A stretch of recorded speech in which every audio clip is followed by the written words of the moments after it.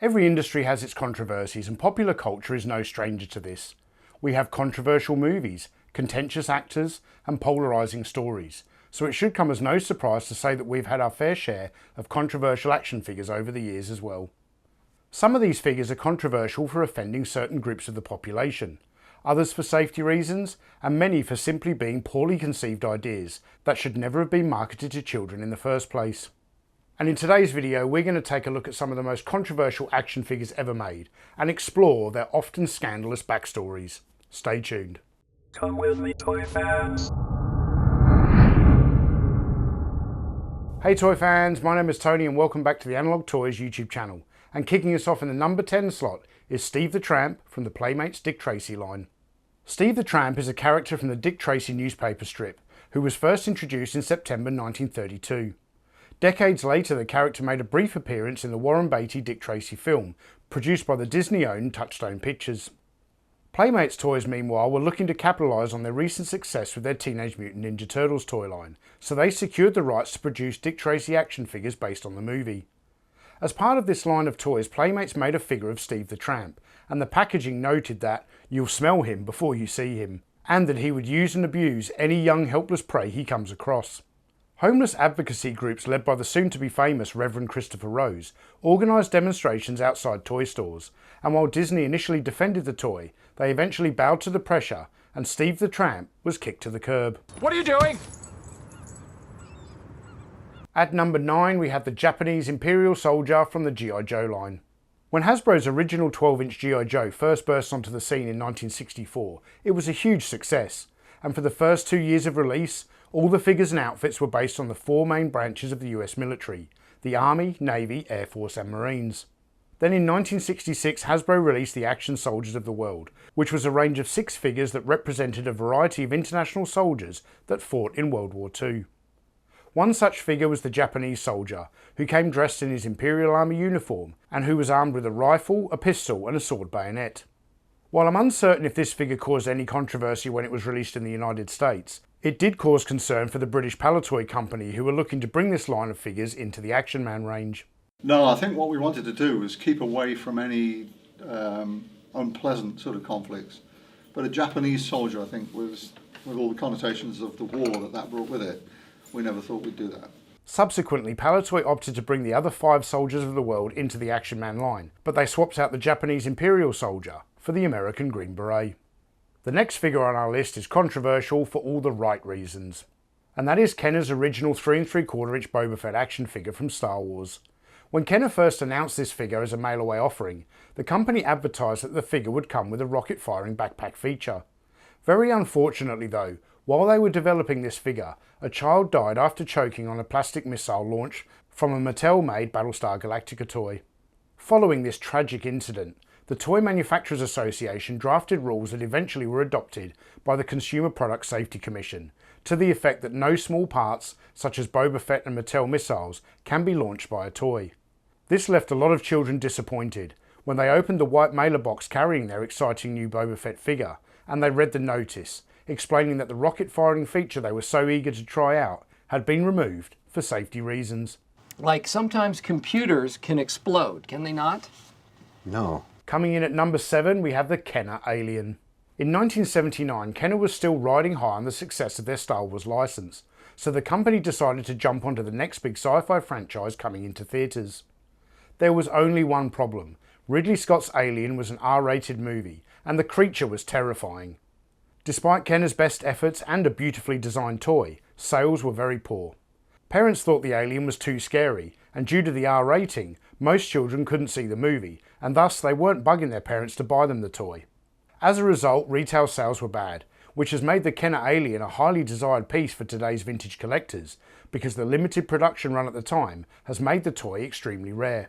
Poor sales of this large-size alien figure also led to the cancellation of Kenner's planned 3 3/4 inch range of alien action figures, although these were eventually resurrected in 2013 for Super 7's Reaction line of retro carded figures. The number 6 entry on our list is the Toy Biz Shapeshifter Punisher from 1999. When Toy Biz came out with their range of Shapeshifter Marvel characters, the company was obviously taking a few cues from Hasbro's Transformers line, as they developed a series of superhero figures that could transform into other objects. and one of the featured characters was Frank Castle, aka the Punisher. This shape-shifting toy rendition of the Punisher transforms into a pistol, but the reason for the controversy is due to a very unfortunate step halfway through its transformation. It turns out that the Punisher packs a lot of heat. In the groin. With a spring-loaded projectile that can be launched by pumping the shaft, this ill-conceived design has made this Punisher figure the brunt of much ridicule. Also not helping matters is the full transformation, which changes Frank Castle into a pistol and converts the crotch rocket into a butt missile launcher. At number 5 on our list we have the Escape from Colditz range, from the Palitoy Action Man toy line. First released in 1974, the Action Man Escape from Colditz series included a German camp commandant and a British escape officer, along with a large box set that featured a German sentry uniform, the escape officer outfit, and a German sentry box made from cardboard. While the inclusion of World War II German soldiers in any toy line would likely cause controversy today, the world was a different place in 1974, and the Action Man line had already introduced a number of German military figures without any ruckus. So why the controversy? Well, it all came down to the packaging, with all 3 products released boldly emblazoned with the swastika, the highly offensive symbol of the Nazi regime. Despite some public backlash over the packaging design, these sets proved to be popular sellers for Palitoy, and the Colditz line remained on toy shop shelves for 2 full years. Coming in at number 4, we have the Rad Repeating Tarzan. Based on the Disney animated feature film, this Rad Repeating Tarzan action figure was released in 1999, and it came with a special feature that made his right arm move rapidly up and down. Because of the positioning of the arm and the closed shape of the figure's hand, he looked like he was having some private time while thinking about Jane. This caused many customer complaints and led to the figure being joked about on Late Night with Conan O'Brien, The Ellen DeGeneres Show, and on Jimmy Kimmel.